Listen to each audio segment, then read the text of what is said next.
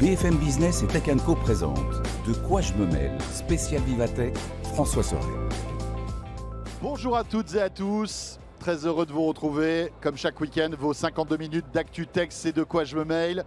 Disponible bien sûr sur BFM Business, diffusé à la radio, à la télé le week-end, mais aussi sur la chaîne YouTube et bien sûr sur la plateforme Tech Co. Avec, vous l'avez vu, si vous avez l'habitude de nous écouter et de nous regarder, il y a une petite ambiance sonore. Si vous êtes avec nous à la télé ou en vidéo, vous avez vu, le décor est un peu particulier. Nous sommes au salon Vivatech, ici à Paris, porte de Versailles, comme beaucoup d'émissions d'ailleurs que nous avons pu réaliser cette semaine. Et on va commenter l'actu tech avec nos experts dans un instant. Voilà, un spécial De quoi je me mêle Vivatech. On va parler aussi tout à l'heure du Vision Pro et d'intelligence artificielle. Je vous rappelle le hashtag DQJMM si vous voulez réagir sur Twitter. Et merci d'être là. Bienvenue à vous toutes et à vous tous.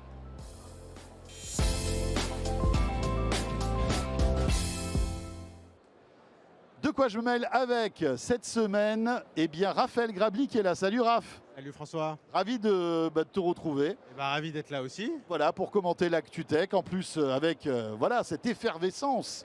On a un contexte Vous avez remarqué, assez sympa. On crie un petit peu plus. Oui, que il faut s'entendre. Il faut s'entendre. Il y a Nico de l'autre côté que j'ai besoin du micro pour l'entendre. Je vous entends pas.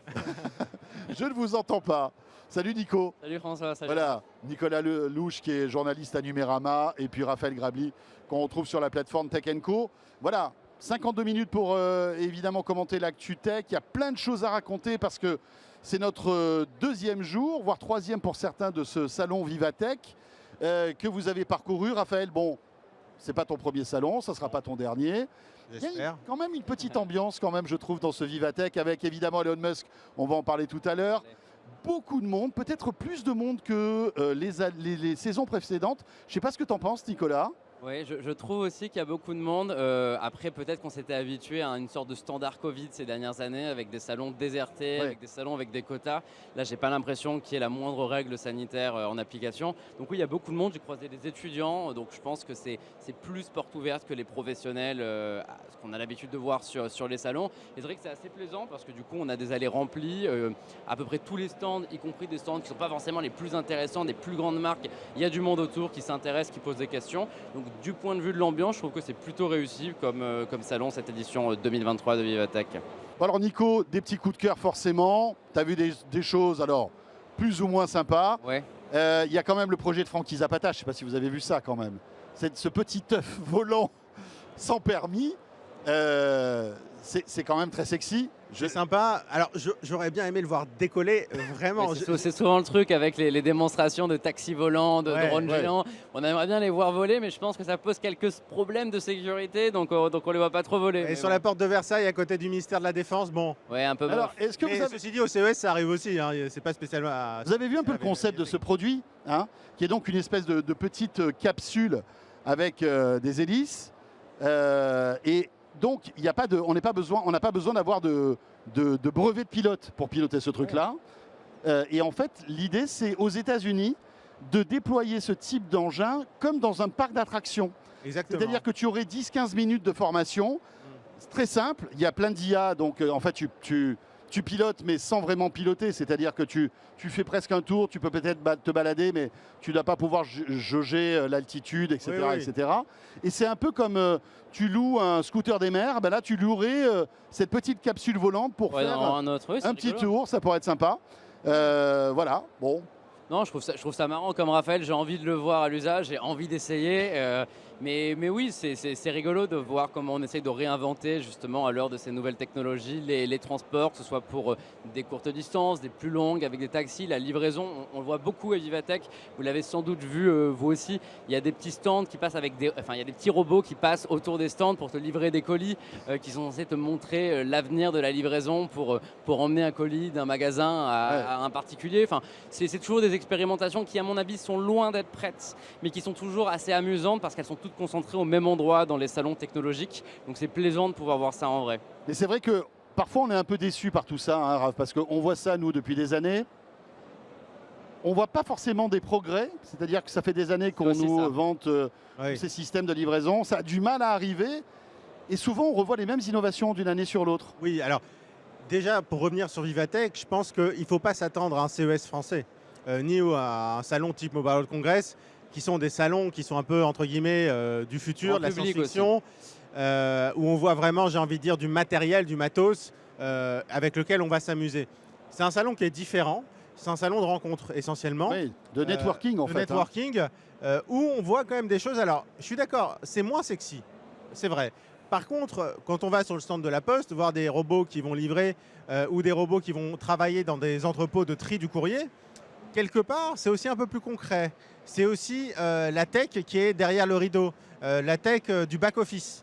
Alors, et je trouve que quand on prend le temps de s'y intéresser, c'est pas mal aussi. Alors, c'est très différent, effectivement.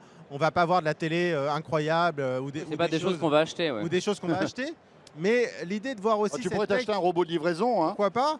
Mais Passer d'une pièce à une autre. oui, c'est c'est vrai. ça, Mais pour les bières ou les les trucs comme bières, ça. c'est clair. Alors, ceci dit, il y a, je sais pas si tu as vu, hein, il y a un chien robot qui est un peu la version chinoise du Boston Dynamics, Oui. qui est assez intéressante Ouais. et qui est vendu. Il y a deux formats, hein. Il y a un gros qui est assez impressionnant d'ailleurs, qui est là pour une exploitation industrielle. Et il y a un petit qui est vendu comme compagnon robot et qui est là pour porter ta bouteille d'eau quand tu vas aller courir, par exemple, des choses comme ça. Donc, il y a aussi, on va dire, Oui. du pur loisir. Ce Mais robot chinois a été quand même légèrement copié sur celui de Boston. Hein. oui, c'est vrai. Il oui. ressemble énormément quand Oui, même. et hein. il était aussi télécommandé avec une télécommande. Après, on nous explique qu'il y a une version autonome qui existe. Donc voilà. Et puis, il est déjà sur le marché. Hein.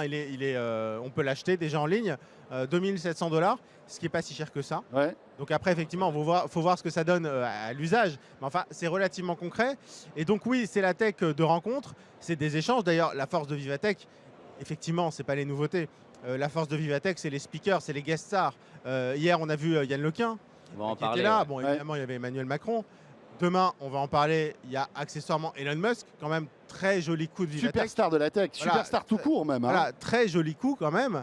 Donc c'est un salon de personnalité, de rencontre, avec des gens qui vont aussi s'intéresser, qui vont nous Ouais. parler de techno qu'on ne voit pas. Mais d'ailleurs, on parle d'intelligence artificielle. Enfin, c'est vrai que c'est difficile de montrer l'intelligence artificielle. Donc ce qui est intéressant, c'est d'aller voir les gens qui la font Ouais. et de parler avec eux. Et je pense que si tu as un stand où tu n'as pas d'intelligence artificielle, Ouais. tu es un loser cette année. Alors, on hein. voit qu'il y a des restes, Non. restes de l'année dernière. Hein. Il y a Ouais. des restes du métavers. Hein. Ouais, Il y a des encore restes. de Il y en a encore pas un peu beaucoup de quand même, parce que métavers. moi j'allais dire que je trouve que c'est un peu le truc marrant avec ces buzzwords comme on dit à chaque fois, c'est que là il y a IA sur tous les stands. Parfois on pose la question pourquoi vous avez de l'IA en fait sur votre produit. Ils disent bah parce qu'il a appris à partir de plein de données. Oui. Ah, ok d'accord donc Non, en il y a- effet c'est il y de a de la l'IA fausse mais IA. c'est pas Il y a beaucoup de fausses IA. mais, elle a dit- mais le métavers moi je trouve qu'il a disparu. Ça y est hein.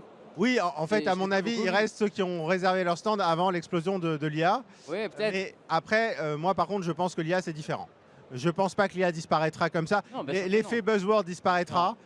Là, on est sur un pic, on en parle beaucoup. Ouais, bien sûr. En revanche, On en le parle méta- beaucoup avec ChatGPT qui a Voilà. marqué Et- les esprits. Non, il y a des vrais usages avec Microsoft, avec Google, Ouais. sur Excel, sur des choses du quotidien. C'est pas forcément sexy, mais c'est concret. L'IA c'est un Et, terme et très le lourd. métavers, l'année dernière, on en parlait, on savait que c'était bullshit. On le disait que c'était bullshit. Bien sûr. L'IA, c'est un buzzword, mais je pense que ce n'est pas du tout bullshit. Et je trouve d'ailleurs, je ne sais pas si vous avez eu l'occasion de passer sur le stand de Google, qu'ils résument très bien toute cette frénésie autour de l'IA et ils le font assez intelligemment. Il y a une fresque qui raconte en fait toutes les avancées en IA de Google sur ces 20 dernières années. Et pour moi, c'est le parfait message parce que non, l'IA, c'est pas quelque chose qui est apparu cette année ou l'année dernière, c'est quelque chose qui est là depuis toujours. C'est pour ça que quand vous prenez en photo quelque chose avec votre téléphone, eh ben, il va améliorer l'image, il va reconnaître quelqu'un, etc. Sauf que maintenant, on en parle comme si Ouais. c'était nouveau, comme si Bien l'IA sûr. venait d'apparaître. Non, il y a juste des nouvelles formes d'IA qui viennent d'apparaître, les IA génératrices, ChatGPT, qui soit mid-journée sur l'image, etc. Mais c'est très bien au final d'avoir des rappels à l'ordre et l'IA est beaucoup plus concret, beaucoup plus terre à terre. Après que cette ce que prise était de le métavers. conscience, c'est vrai qu'il y avait cette IA silencieuse qui existe depuis des années et des années sûr, hein, ouais. d'ailleurs. hein, Google franchement. parle de Google Maps. Google Bah, Maps, c'est voilà. Google Maps, c'est bien sûr. l'IA. Et donc C'est cette l'IA IA concrète. silencieuse voilà, qu'on utilisait sans trop savoir ce que c'était, etc. Mais d'un côté, ChatGPT nous a fait ouvrir les yeux Oui, sur ce qu'il y sur avait derrière. on va dire, le progrès technologique, Absolument, ouais. la capacité de cette intelligence artificielle à apprendre de plus en plus vite, à restituer des informations, parfois même à sucrer des tâches humaines. On le voit, hein, il y a plein de choses qui disparaissent. Enfin bon, on ne va pas refaire l'histoire. Mais bon, tout ça, c'est intéressant. Nico, toi, qu'est-ce que tu as vu? Parce que j'imagine Ouais. que pour Numérama, tu as fait On ton fait le petit tour. marché, Absolument. forcément. Ouais, on va faire plein de petites vidéos sur nos réseaux sociaux, TikTok, Instagram. Et donc, je fais le tour un petit peu. Moi, mon but, c'est pas d'aller voir les grosses marques. Voilà, on les voit à tous les gros salons. On suit leur actu régulièrement. On essaye de voir des petits projets un peu amusant. Il faut reconnaître que c'est ce qui nous intéresse souvent sur Numérama. Et moi, mon coup de cœur pour l'instant, il me reste encore un jour à Vivatech, donc peut-être que je changerai d'avis d'ici là. C'est une boîte française qui s'appelle Cap6 Robotics, j'espère que je l'ai bien dit. Et elle propose un robot qui s'appelle EU. Et il y a des images qui vont passer dans quelques instants normalement à l'écran, puisque Jean-David m'a suivi quand je suis allé essayer ce robot. Et ben c'est un robot masseur. Ah. Et tout le concept de Cap6 Robotics, c'est de se dire qu'il y a de plus en plus de besoins de massage, mais pas forcément assez de masseurs. Et par exemple, si vous faites du sport en club, au gymnase, la piscine, c'est rare que la piscine municipale elle ait un masseur qui soit disponible en permanence. Donc l'idée c'est qu'on pourrait avoir des machines comme ça disponibles dans des salles avec un écran où on configure soi-même son profil et on s'allonge et on a un robot qui va nous masser, qui va passer sous les omoplates, qui va mettre de la pression sur les muscles. Il va y avoir des images quand je me fais masser. Là, qu'est-ce qu'ils lui mettent? Ils lui mettent une chaussette là? Ouais, je lui mets une sorte de chaussette pour me protéger, pour que ce soit pas sale. Normalement elle n'est pas obligatoire quand on est torse nu, je crois. Ah oui, tu choisis, t'as vu le...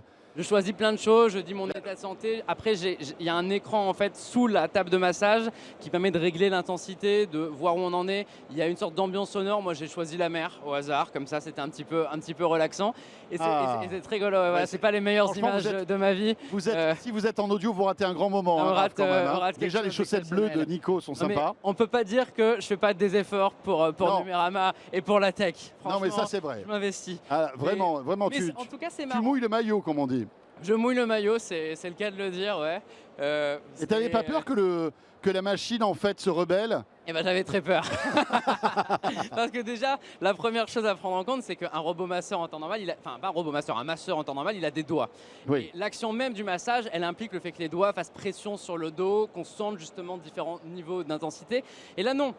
On est juste globalement sur un gros disque qui nous appuie sur le dos. Et au début, il y allait légèrement, et petit à petit, il a commencé à y aller plus fort, et surtout à des zones sensibles, que ce soit le cou, que ce soit les omoplates. Et j'avais un petit peu peur. Je me disais, non, mais là, si je suis bloqué, comment je calculais un petit peu mes chances de m'enfuir. Je disais, est-ce que je peux réussir là, avec un coup en me relevant? Comment je vais m'échapper du robot? On a l'impression d'être dans un mauvais film de science-fiction. Ah non, mais il met de la force, ce truc. Mais en tout cas, c'est marrant. C'est déjà vendu à des spas, à des centres de sport. C'est uniquement pour les professionnels aujourd'hui. Et je trouve qu'il y a un intérêt là-dedans. C'est assez rigolo et c'est français en plus. Donc ça me fait plaisir de parler de Cap6 Robotics. C'est sûr que c'est rigolo, mais est-ce que demain, ça ne va pas remplacer des fonctions de masseur, si tu veux?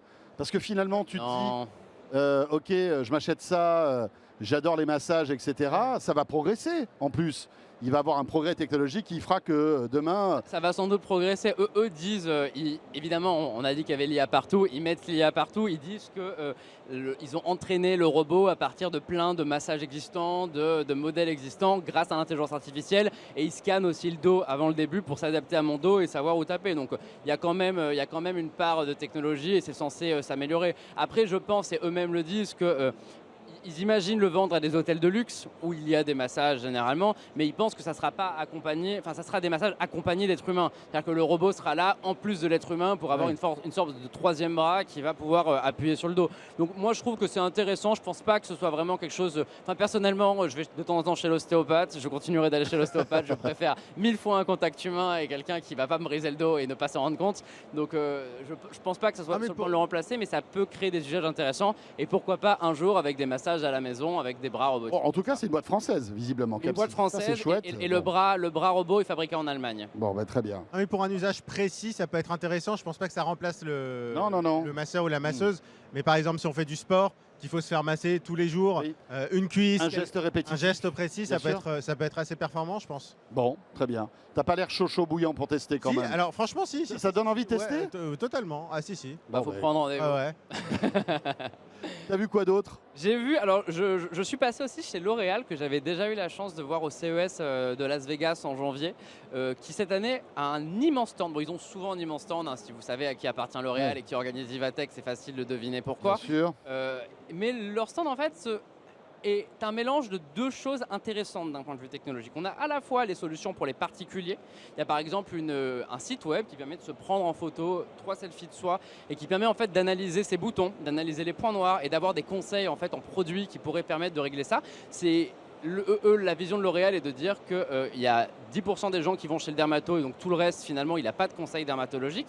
je trouve ça marrant et en même temps, c'est aussi un sacré appât pour eux pour vendre les produits. Évidemment, hein, on ne va pas vous conseiller des produits de marques concurrentes, c'est les produits uniquement L'Oréal, La On Roche-Posay. va pas te vendre là-dedans. du Yves Rocher, quoi. Non, on ne va pas y Non. avoir du Yves Rocher, on va clairement nous inciter dans le parcours d'achat à aller sur des produits comme ça. Et après, il y a plein de produits qui sont à destination des professionnels, notamment des coiffeurs, qui sont super intéressants. On a vu une sorte de robinet qui est capable d'économiser l'eau, qui est déjà disponible dans des milliers de salons de coiffure.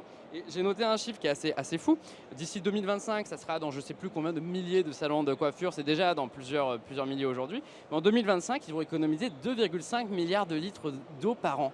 Rien qu'avec ça. Parce qu'en fait, la réalité, c'est que quand on va chez le coiffeur, eh ben, l'eau, elle est allumée pendant 5 minutes de shampoing sans jamais s'arrêter. Ça consomme comme pas possible. Et ils sont vraiment en train de s'intéresser à cette technologie-là et de trouver des solutions. Toujours évidemment avec pour but de vendre leurs produits. J'ai aussi vu un produit qu'on avait vu en janvier à Las Vegas qui est une sorte d'imprimante pour cils, pour sourcils.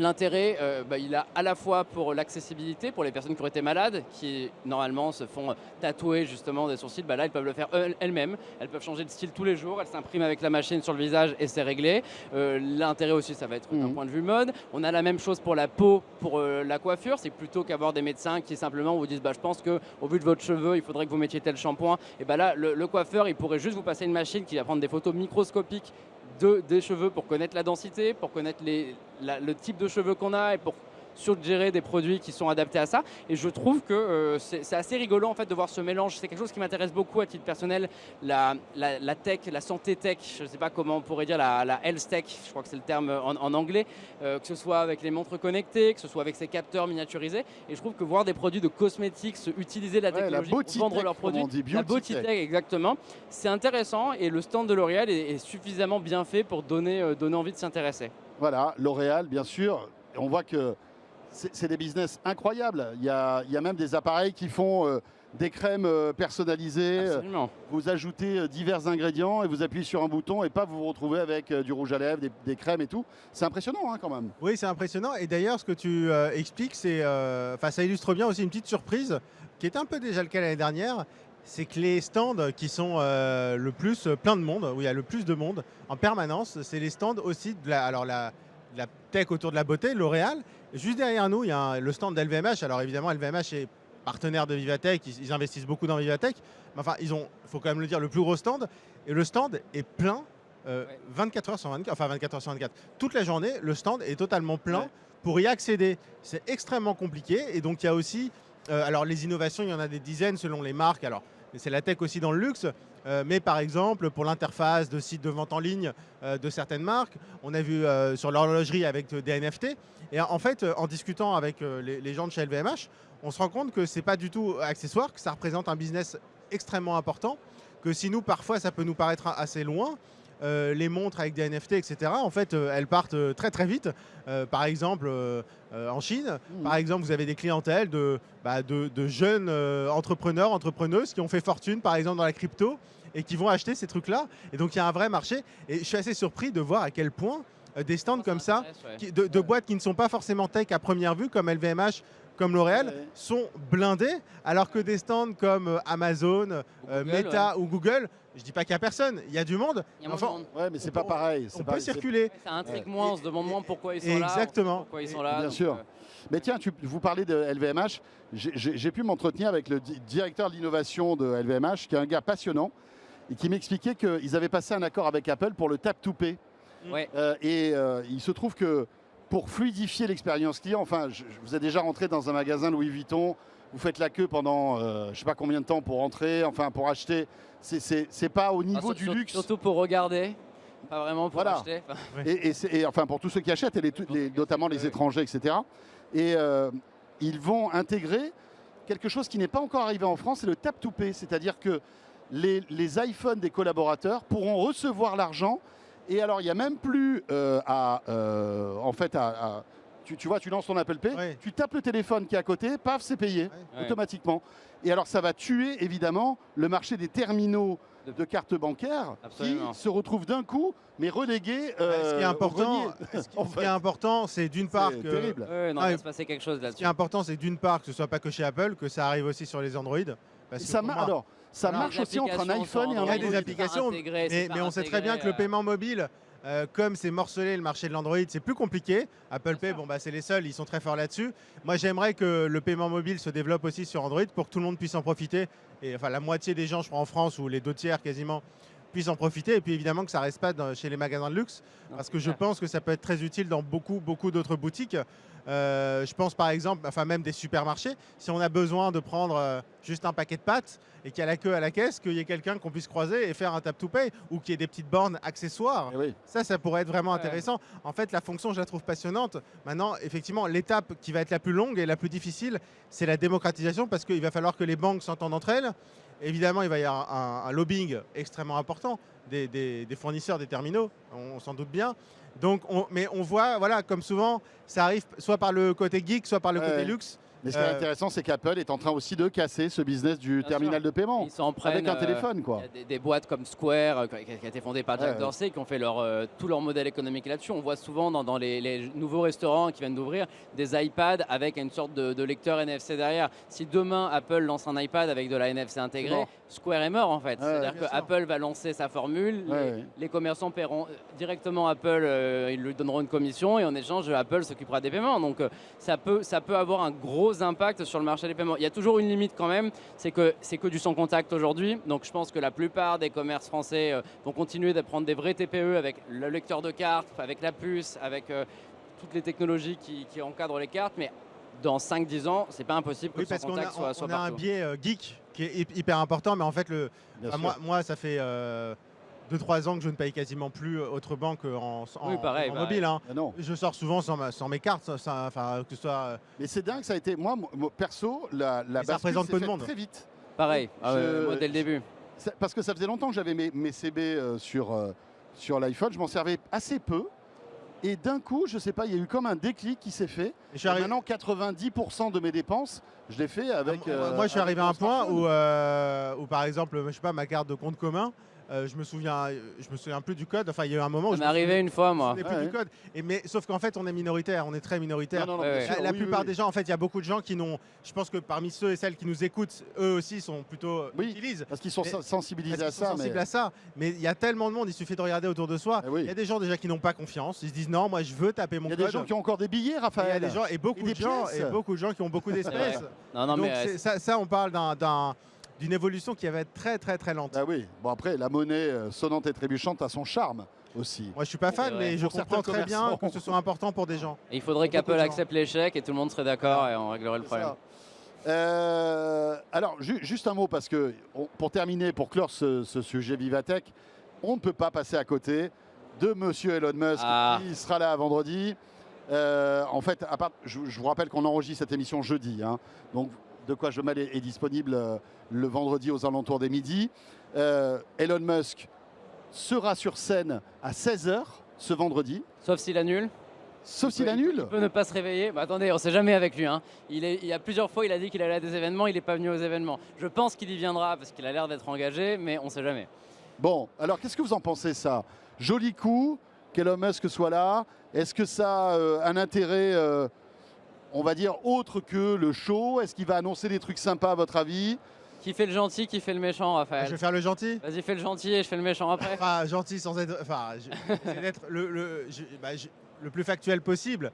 Bon, il vient, enfin Elon Musk déjà, moi je pense qu'il va venir à l'heure, bien coiffé, rasé, et qu'il va être très sage. Pourquoi? Parce qu'il parle aux annonceurs ici. On est à Vivatech, l'organisateur c'est Publicis. Je pense qu'il vient parler à Publicis avant Vivatech. Et donc je pense qu'il parle à des annonceurs. Et donc je pense qu'il va avoir un discours très différent de ce qu'il peut balancer sur Twitter. Je te laisserai raconter ça, Nico. Avec plaisir. Et moi je pense qu'Elon Musk va faire le show demain, mais va pas partir en vrille. Il va être extrêmement sage. Extrêmement calme, et je pense qu'il va rien annoncer du tout. Ah, ça c'est important. Mais je pense que c'est surtout un très très très joli coup de Vivatech. On disait c'est un salon de rencontre. De faire venir Musk, c'est un très beau coup, mais je pense que voilà, Musk va venir sur scène, il va parler de ce qu'il fait. Mais il y a quand même aussi il y a des enjeux industriels, on le sait. Il était l'invité de Choose France avec Emmanuel Macron. Alors là, c'était sa casquette de Tesla. Attends, je termine. Ouais. Il a dit j'envisage des investissements significatifs en France. Est-ce que ça pourrait pas être le bon moment, là, à Vivatech, avec tous les acteurs de la tech qui sont présents, Macron qui est venu hier, enfin, etc., Et de Macron dire, qui va le écoutez, rencontrer voilà, demain. je vais investir tant de Alors- milliards pour tel truc ou tel truc, etc. Alors Il pourrait ouvrir, l'annoncer, là, non? ouvrir une seconde Gigafactory en Europe et dire que c'est en France demain, ce serait un coup incroyable. Ça serait Moi, incroyable. j'y pour la crois France. pas, je Non, moi, pense que j'y c'est crois- trop tôt. Moi, Je j'y pense que crois c'est pas, trop mais tôt. peut-être autre chose.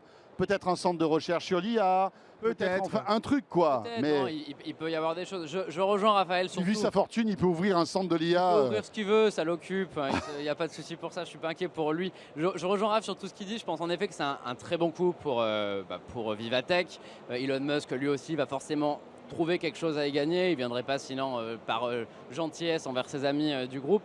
Par contre, moi, le truc qui me dérange dans tout ça, et vous le savez, on en a un peu discuté avant l'émission, c'est que toute la promotion de Vivatech a été faite autour de la venue d'Elon Musk. Il y a des publicités sur les sites qui me disent Elon Musk à Vivatech, vendredi à 15h en direct. Il y a eu des communiqués de presse. Mais c'est récent ça. Tout le monde en parle. Ça n'a Oui, pas été annoncé, ça a été ajouté il y a quelques jours. parce que ça a dû être décidé au dernier moment. Ça, bien sûr. oui, oui, bien Sinon, sûr. il l'aurait dit plus Mais tôt. ça te choque, ça? Moi, ça me choque Non, pas, alors parce moi, que... Je vais te dire pourquoi ça me choque. Je comprends complètement l'intérêt économique pour Vivatech d'utiliser Elon Musk pour faire venir du monde. Mais la réalité, c'est qu'il y a un décalage qui est en train de s'installer entre la personnalité publique qu'est Elon Musk et ses entreprises qui me met extrêmement mal à l'aise, particulièrement en tant que journaliste tech qui couvre Tesla, SpaceX et Twitter. C'est qu'on a trois des entreprises les plus fascinantes du monde et on a une personne qui a passé toute cette semaine-là, et c'est vrai, allez voir ses tweets, allez voir ses réponses, à s'en prendre à Joe Biden parce qu'il faisait des plans pour protéger les enfants qui se revendiquent LGBT, qui font des plans pour protéger les personnes homosexuelles en disant que lui, c'était pas normal, qu'il fallait pas laisser les gens choisir leur orientation sexuelle avant tel âge, que Joe Biden était un criminel, que c'était pas bien, que il balance aussi plein de désinformations sur ce qui se passe autour de Donald Trump. C'est pas la première fois. Il participe, il répond à des mouvements anti-trans Mais en fait, étant pro. Je comprends ce que tu veux dire, mais en fait, Engagé il y a deux facettes de Elon Musk. Il y a l'entrepreneur génial, Oui, mais c'est indiscutable. c'est le même débat que est-ce qu'il faut séparer l'homme de l'artiste? C'est la même chose. Et la réalité, c'est que je comprends qu'Elon Musk soit emblématique d'un point de vue économique aujourd'hui, mais y compris dans le monde politique, ces questions se posent. Est-ce que c'est normal de dérouler le tapis rouge Oui. à Elon Musk, à Choose France, de le recevoir à la Commission européenne comme une idole, comme un génie de tout ce qu'il est réellement en tant que chef d'entreprise, et en même temps, Oui, de devoir se battre contre des lui. réflexions plus que douteuses sur certains sujets. Et même sur la politique, il fait des remarques sur l'Europe, il quitte les engagements européens sur les réseaux sociaux, Oui, sur et Twitter, pourtant 2 notamment. jours après, on le reçoit en héros, en mode oui, on adore Elon Musk, il est génial, parce qu'on a envie d'avoir son argent. Et je comprends, je pense que Vivatech a aussi envie d'avoir l'argent d'Elon Musk, a aussi envie d'avoir la réputation d'Elon Musk, mais il est peut-être temps que les médias se posent la question de comment on doit couvrir la personne qu'il est devenu, parce que malheureusement, Tesla, SpaceX, Twitter, ça ne reflète pas ce qu'est Elon Musk et ce qu'il montre. et c'est T'es pas un les peu bonnes d'accord? valeurs. Tu trouves que c'est Non, un peu je- comme une rockstar un peu gênante Moi, que tu honnêtement, je suis reçois pas- dans moi- un concert parce que malgré tout, elle est bankable? Non, je ne suis pas d'accord avec ça parce que déjà Elon Musk, tu dis il faut séparer l'homme de l'artiste. Tu fais référence à des cas où il y a des faits répréhensibles par la loi. Elon Musk n'a jamais rien fait d'illégal. Il a des avis qu'on partage ou pas. Et pourtant, il y a pas mal de gens qui me disent fréquemment que je suis un gros anti-Musk, etc. Je ne partage pas ces avis.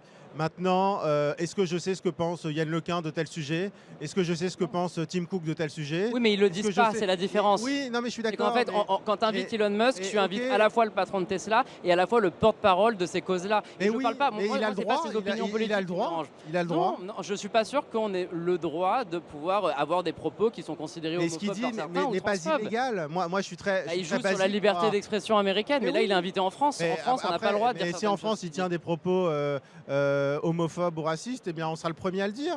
Mais moi, Pas je sûr, pense pas qu'il faille arrêter de je pense couvrir. qu'il n'y a pas de limite. Et c'est ça qui m'inquiète. Je te dis pas qu'à l'instant T, il est condamnable, mais je pense qu'il n'a plus aucune limite et qu'à lui dérouler le tapis rouge en permanence, on prend le risque Ouais. en fait d'installer le fait que Moi, tout je ça, suis c'est d'accord. normal. Après, ce qui va La être réalité, intéressant- c'est que Twitter, Ce qui va être intéressant de voir, c'est comment va être menée cette entrevue. Et ça va être très, très consensuel. ça va Parce que être très. rapport Vous avez au Ça va être créé. concept. hyper consensuel. Donc c'est Maurice Lévy qui est le patron de Mais oui, ça va être Publicis très consensuel. qui va avoir un entretien Oui. avec Elon Musk. Oui, C'est un c'est peu ça. comme un TEDx en quelque sorte. Voilà. Oui, bien sûr. Ça va être un truc à la cool. Est-ce qu'on peut s'attendre à... parce qu'il y a un autre sujet, tu le disais, tu l'as effleuré, c'est Twitter. Twitter qui, s'il continue comme ça, est interdit le 27 août. Absolument. Ah, Mais bon, c'est oui, c'est oui, aussi Il le n'y sujet. a plus de modération. En fait, Eh bien Il y a là, plus de choses comme ça. Mais eh est-ce bien qu'on là, va... il sera hors la loi. Non, mais Et ben est-ce là, qu'on ça va sera plus mettre le pareil. doigt sur ce qui Mais ça- fait mal? est-ce qu'on va lui poser la question, qu'est-ce que tu vas faire le 27 août? J'en sais pas, j'en sais rien. Moi, je suis C'est pas. clair non, que non, c'est- non, mais- c'est une bonne mais question non, parce que on dit qu'il est pas hors la loi. La réalité, c'est qu'il a quand même annoncé des choses qui vont aller à contre-courant avec. Oui, mais les à l'heure actuelle, législations il ne l'est françaises et pas. européennes. Il ne faut pas qu'on le traite trop Oui, comme un mais enfant bon. gâté, quoi. C'est ça le Moi, problème. C'est ça qui Et me là, dérange. on va arriver évidemment. J'ai énormément d'admiration pour ces entreprises. J'ai toujours de l'admiration pour lui aussi à plein de niveaux. Mais j'aime pas en fait ce côté Elon Musk. Dès qu'en fait il peut servir les intérêts économiques ou ici pour plutôt marketing de quelqu'un ou de quelque chose, et ben on ferme les yeux sur tout ce qu'il a dit et il est de nouveau le roi et il peut faire tout ce qu'il Et- veut. Moi, ça me met vraiment mal à l'aise et je pense vraiment que tous les médias, y compris Numérama, ont fait beaucoup trop de promotion finalement indirectement à ces entreprises et à tout ce qu'il fait et à tous ses propos, alors que la réalité c'est que si quelqu'un de moins riche, quelqu'un de moins puissant disait la même chose, et ben plus personne voudrait parler voudrait parler de lui. Enfin, il y a plein de choses qu'il fait qui sont comparables à des gens qui ont été cancelled entre guillemets aux États-Unis. Donc pourquoi Elon Musk lui est imperméable à toutes les polémiques? Je comprends pas.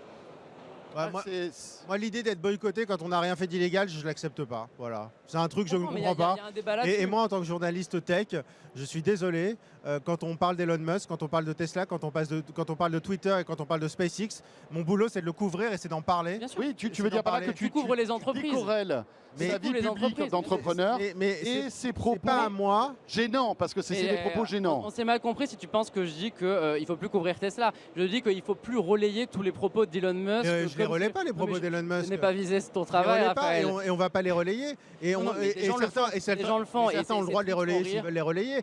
Mais après, non, ce que tu dis, moi je suis d'accord avec ce que tu dis dans un contexte. Un seul, c'est celui du chef d'entreprise de Twitter. C'est celui du chef d'entreprise du premier réseau d'information, notamment pour les journalistes. Il est même Quand- plus CEO en Quand- plus. Voilà, mais enfin, quand ce chef d'entreprise-là participe à de la désinformation, là c'est un sujet journalistique. C'est on se dit que le patron de la plateforme la plus influente au monde dans l'information est lui-même un type qui diffuse des fake news. Ça c'est problématique. Oui, mais on va. Ce qu'il fait quand même Mais- régulièrement. Oui, mais Oui. totalement. Non, mais oui. Et il faut en parler. Et ça, il faut en parler. Par contre, dire qu'on n'est pas d'accord avec ces prises de position sur tel ou tel sujet, je suis désolé. Si demain, il est à Vivatech et qu'il fait une sortie homophobe, alors là, il y aura un sujet. Là, il y aura un vrai sujet. S'il dit qu'il n'aime pas, qu'il n'est pas pour tel ou tel discours, je suis désolé. Moi, je suis peut-être pas d'accord avec ça, mais le il y a un fait qu'il le moment, fasse c'est sur la Twitter, loi. il faut qu'il le fasse à Vivatech pour que ce soit un sujet. Enfin, ce qu'il fait sur Twitter, c'est pas considéré comme un sujet aujourd'hui. Mais je ne sais pas, moi, il n'a pas été attaqué. Je suis d'accord. Et moi, ce qui me dérange, c'est pas ses opinions politiques. Il a le droit de penser ce qu'il veut et je suis d'accord avec lui sur certains sujets. Hein, c'est comme tout. Mais il y a des choses qui dépassent vraiment les limites, qui offensent Et la vraiment limite, des c'est la gens. loi, Nico. Alors, on pourrait. À la on va pas. Non, mais on a bien continuer, compris ça. Mais moi, ce que je trouve intéressant, c'est comment va être traitée cette entrevue.